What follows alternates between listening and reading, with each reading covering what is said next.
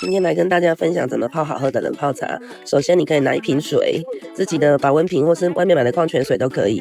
然后要有好喝的冷泡茶，首先是要有好喝的茶包。这个是用我们的福寿山制茶厂的那个茶叶，简单的说就是它的那个揉捻的时候揉下来，就是会有一些比较小叶子的，我们就会收集出来，这个叫茶角。它很好喝，很顺口甘甜，有那个高山茶的滑顺的口感，因为它果胶质还是很丰富。然后重点是它有一个很淡雅的兰花香，喝起来是跟外面的冷泡茶不一样的口感哦。那你打开的时候，你会发现那个水是满的，对不对？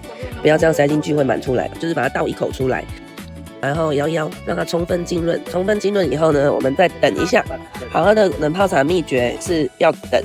你不能一下子就把它冰到冰箱去，你如果现在是冰到冰箱的话，它那个味道没有办法那么快释放出来，喝起来的茶味就会很淡。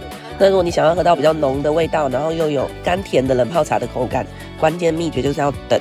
你这样泡进去以后就放着不要管它，大概1-2个小时，颜色出来，然后叶子开了以后，就是有一些茶包是有原叶的，像我们茶经其他的茶包的叶子是那种原叶手采一整颗的，你就要等一下，你要让它打开，颜色出来，你再冰箱。那这个时间大概需要1到2个小时，放着没关系，你就去做别的事，然后等到时间到了，颜色出来了，你再拿去冰箱。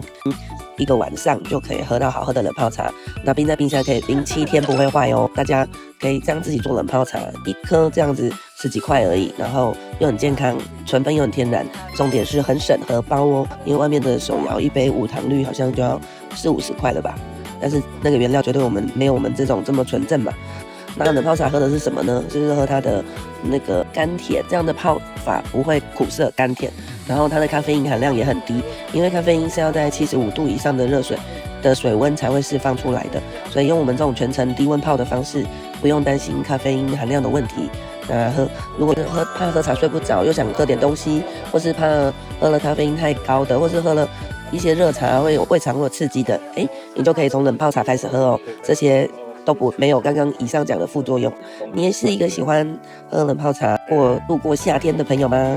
欢迎跟我们留言分享你都喝什么口味的冷泡茶呢？或是跟我们分享你都怎么泡你的冷泡茶呢？